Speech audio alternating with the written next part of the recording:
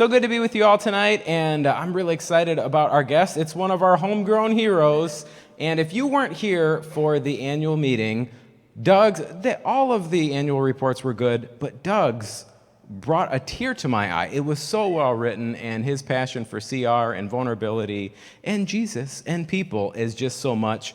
We had to bring him in for Spring Refresh. So please welcome Doug Jackson.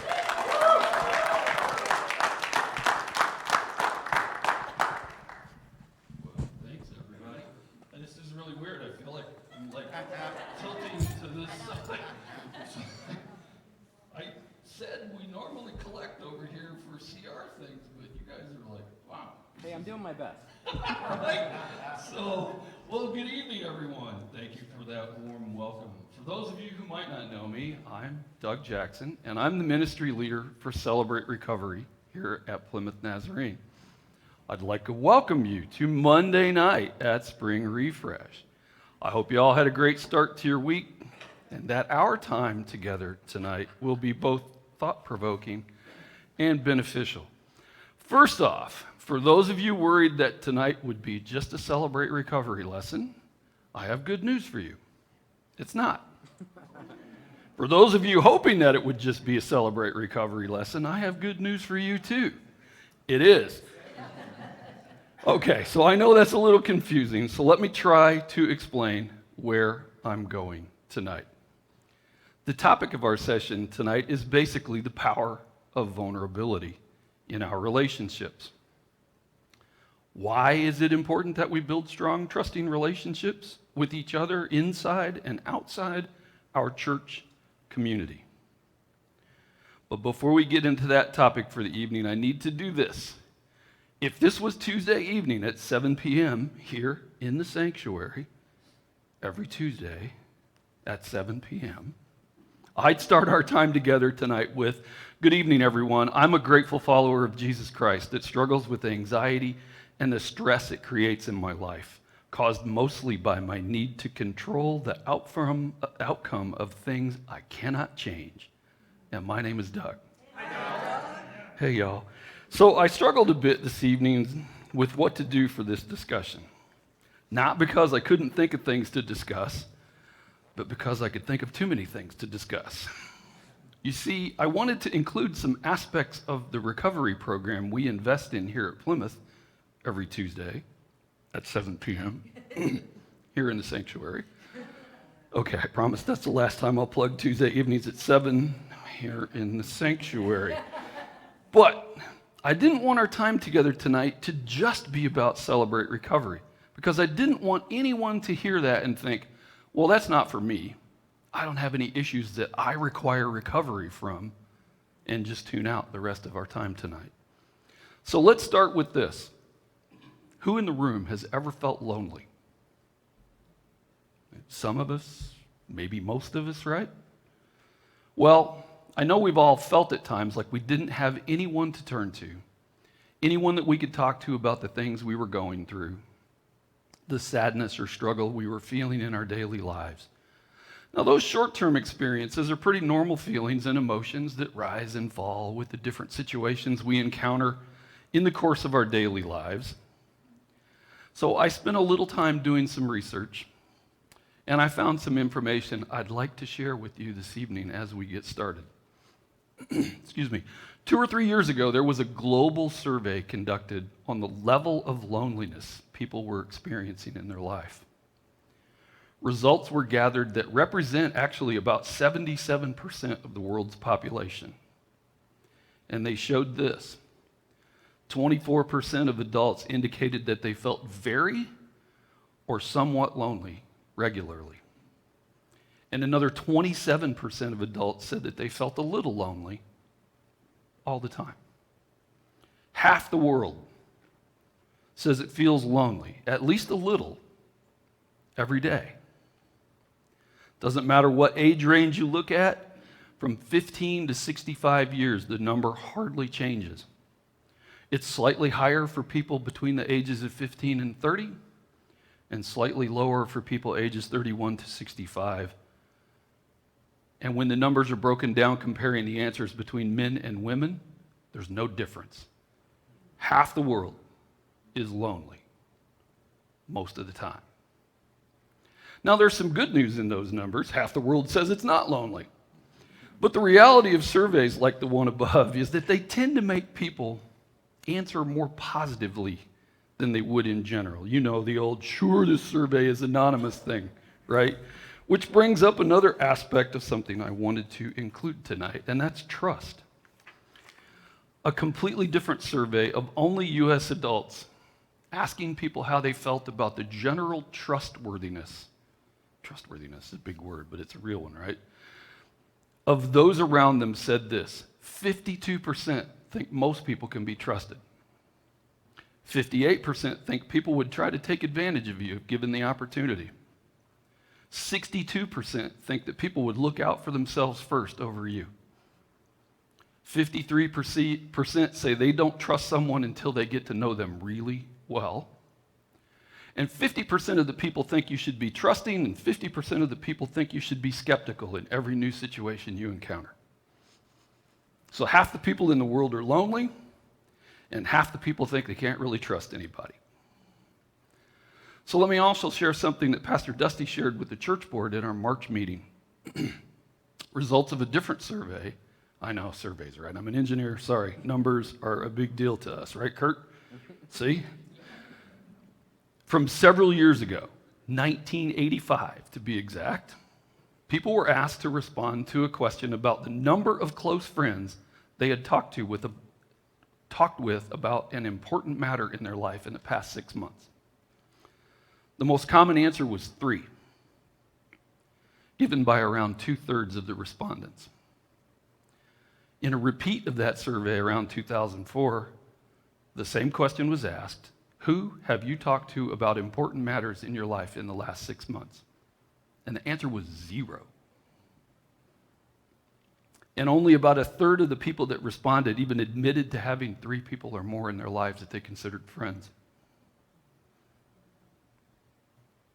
25% of the people who responded to that survey said they have absolutely no one in their life to talk to about matters of importance.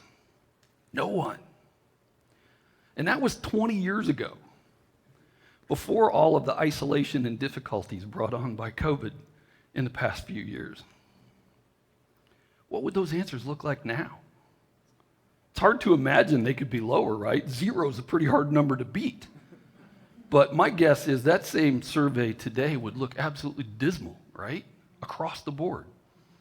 So that brings me back to my earlier question. Why is it so important that we build strong, trusting relationships with each other inside and outside our church community? Now, for those of you that might not be familiar with it, Celebrate Recovery is a 12-step recovery program, much like any other recovery program you might have heard of, like AA or NA or others. The primary difference between Celebrate Recovery and a traditional secular recovery program is most secular recovery programs will admit to the existence of some higher power, but they tend to stop short of acknowledging God. While at Celebrate Recovery, there's only one higher power. His name is Jesus. And if you truly want to overcome your hurts, habits, and hang-ups in life, you need to turn to him, declare him Lord of your life, and follow his ways. Sounds simple, right? All right, now please, I want you to know that I am not being critical of secular recovery programs. They are extremely beneficial, and they have helped millions of people around the world. And honestly, anything that helps somebody overcome a struggle with addiction is honestly okay with me. I'm just pointing out a significant difference in the way healing and recovery is approached at Celebrate Recovery versus other formats. That's all. In Celebrate Recovery, we don't actually talk much specifically about vulnerability and the idea of becoming vulnerable. In fact, I'm not sure those words are ever actually used in any of our lessons.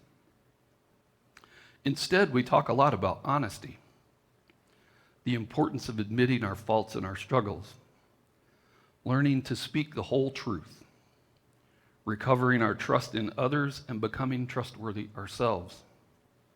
What we're doing is developing the willingness and the skills to allow ourselves to become vulnerable.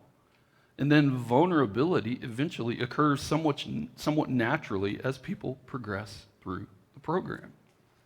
What we're trying to do with Celebrate Recovery is develop relationships where people have a support group that they can count on, people they trust to share their struggles with, and a safe place where they can do so without fear of judgment or rejection.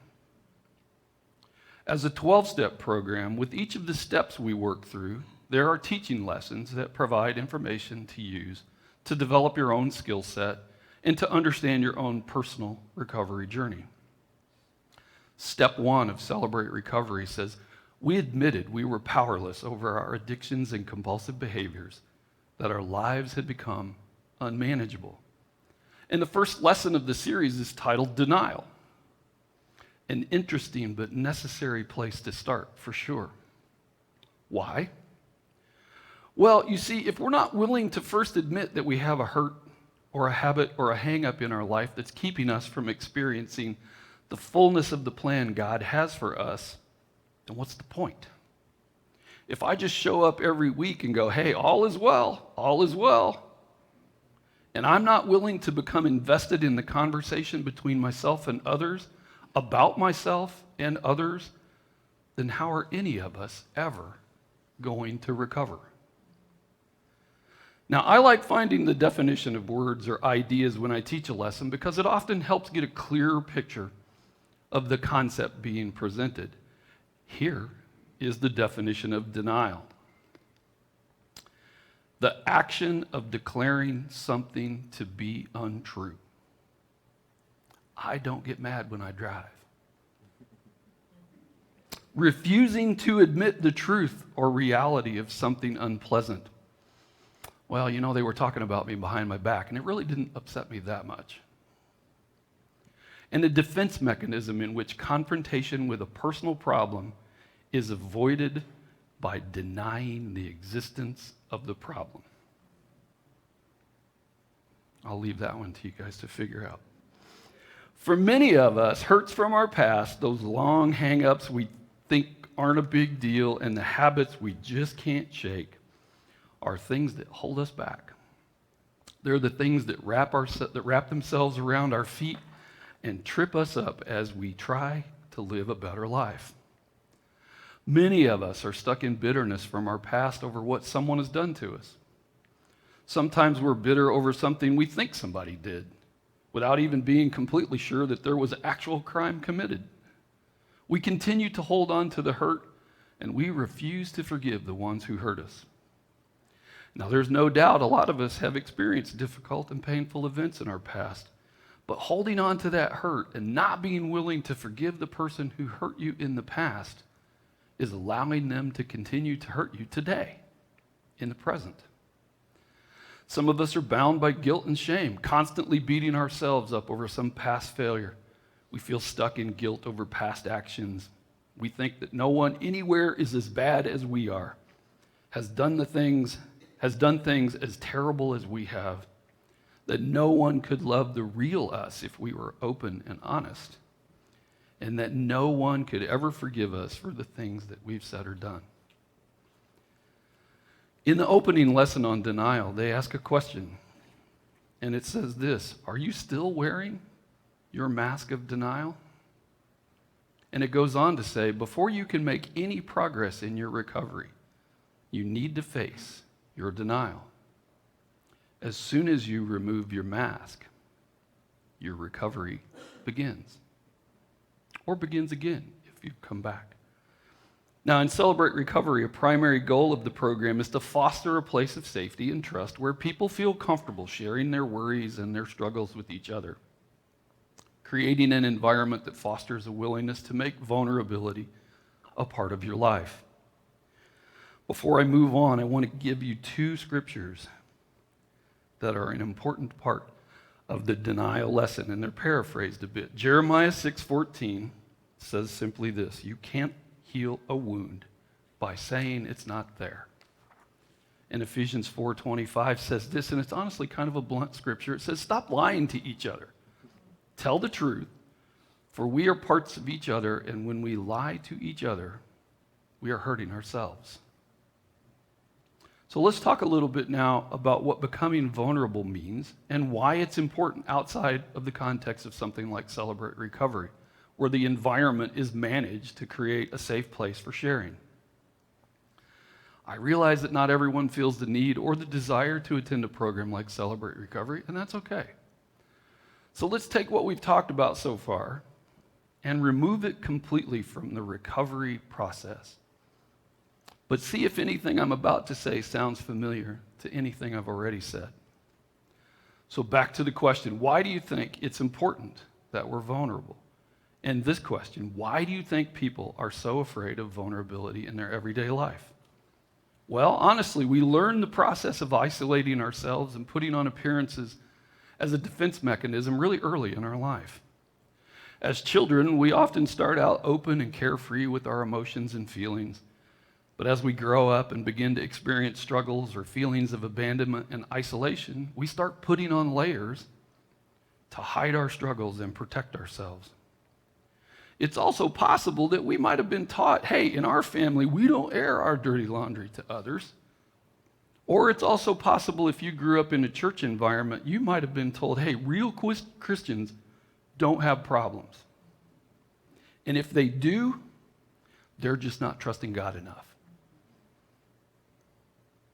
All of that sticks to us as children, as teenagers. And we carry those doubts or protective measures into our adult lives, and they just become part of who we are. Now, because of that, we often find it hard to be kind and loving to ourselves. And as a result, we find it difficult to be kind and loving to those around us. We all fail to remember that all the blemishes, the slip-ups, and the embarrassing moments that make us uncomfortable are pretty much common to all of us. It's impossible to find anyone who's not made a mistake, not hurt or been hurt by someone, and doesn't have an awkward or uncomfortable experience in their past that they would prefer no one knows about. Nobody, right? We're all in this together. Somehow, though, we think we're different than everybody else. We're the only one like us. And we make every effort to hide our flaws and our imperfections and often just wish they would just go away. Accepting our imperfections, forgiving ourselves, forgiving others, and being empathetic and compassionate to ourselves actually gives us greater strength and confidence. Doing so allows us to invite others in and provide an opportunity for growth and for friendships to develop.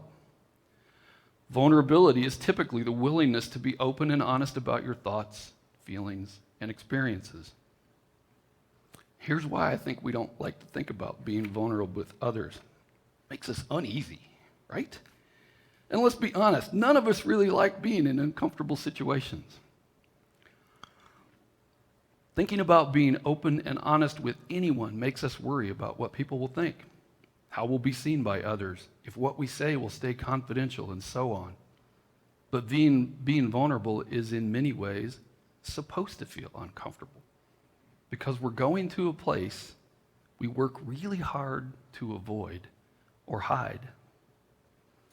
Now, the simple definition of being vulnerable is openness or susceptibility to attack or harm, willingness to show emotion or to allow one's weaknesses to be seen or known, and willingness to risk being emotionally hurt. Wow, those are three really sign me up descriptions, right? It's an uncomfortable word, right? Why would I want to put myself in a situation where I'm susceptible to attack or be willing to risk emotional hurt?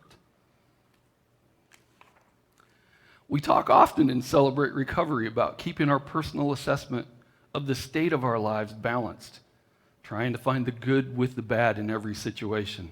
But for some reason, as humans, we're programmed to find the bad things really well. And it's a real struggle to find the good ones, right? So my guess is when we think about reasons why we're uncomfortable with the thought of being vulnerable in a relationship, things like this come to mind. Well, maybe pride, right? I don't really want people to see my flaws or my struggles. Or shame of an embarrassment over a past failure, fear of judgment or rejection. You know, if they really knew me, they wouldn't like me anymore or whatever, right? Being perceived as being weak, maybe worrying about being laughed at or talked about behind our back. In the church setting, you might think, well, people are going to think I'm not really saved if I admit I struggle. What about this one? If you just prayed more about it, everything would be fine. Honestly, when you're having a bad day, that's maybe not exactly the thing you want to hear at the moment, right? And so in the spirit of balancing my list, here are some positive things that can also come from a willingness to become vulnerable. Authenticity. It's an opportunity to develop deep connections with other people. You develop empathy towards yourself as you become aware of you, and towards others as you get to know and become more aware of them. Vulnerability takes courage. Being honest takes courage. And being willing to be vulnerable gives you an opportunity to develop courage. I'm just a little off script. One of my favorite lines in a movie is in the movie Evan Almighty.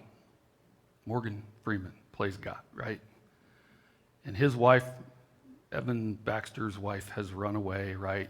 She's like, I can't take what's going on anymore. And she's sitting in this restaurant having dinner, and Morgan Freeman is this waiter.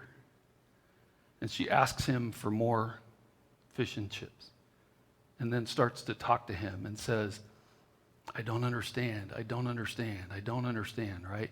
And he asked her this question: when people ask for courage, do you think God gives them courage, or does he give them an opportunity to be courageous? I love that line because to me, that's the most important of being willing to be vulnerable, is finding the courage to do it. Don't let that noise keep you from that, right?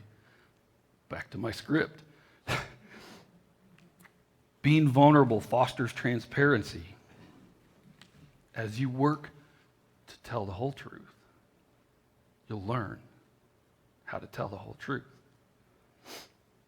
It makes you resilient. It builds trust with you and others. And last but certainly not least, vulnerability is liberating. Think about a time in your life when you kept something to yourself, a secret that you were so afraid to share with someone,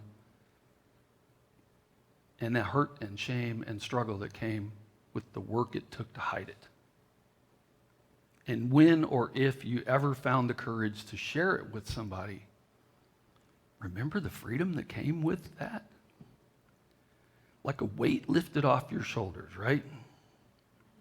Now, I want you to know this. I didn't write it out really detailed, but there are multiple studies, literal scientific facts around the science of the brain and how it processes information that show that speaking something aloud to someone actually moves information in your brain from the part you store it in to the part that processes it, and it actually helps in the process of releasing that hurt or struggle. Speaking something out loud actually physically helps you to learn how to process that. So as I start to wrap up tonight, let's go back to that question we started our time together with this evening. Why is it so important that we build strong, trusting relationships with each other inside and outside our church community? Think about that question in terms of the statistics that I shared with you earlier. Half the population of the world feels lonely to some extent every day. That means several of us in this room tonight feel lonely every day. Half the adults in the United States feel like they can't trust those around them. And that might also apply to us in the room tonight.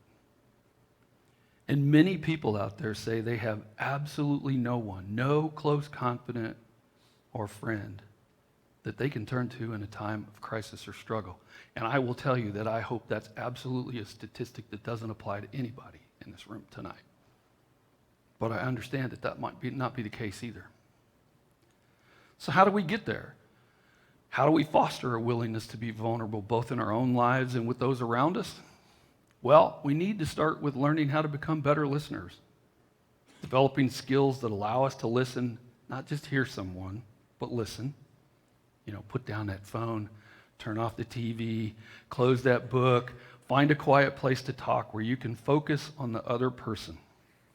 Learn to ask clarifying questions when someone is sharing with you, not to interrupt what they're saying, but to help you recall the details of what's being shared so that you can pray with intent and follow up effectively later. Secondly, we need to slow down. Everything and everyone is moving way too fast today. We want instant results. But honestly, creating a deep friendship takes time. Developing a close friendship that can lead to a point of vulnerability with each other requires quality time and investment from both parties. Long-term friendships aren't made by talking about the weather. They're formed by spending time with each other, engaging in the things that each of you enjoy or are passionate about. When we're just hanging out, we tend to be our true selves, and our true selves tend to be more open to eventually being vulnerable with those around us.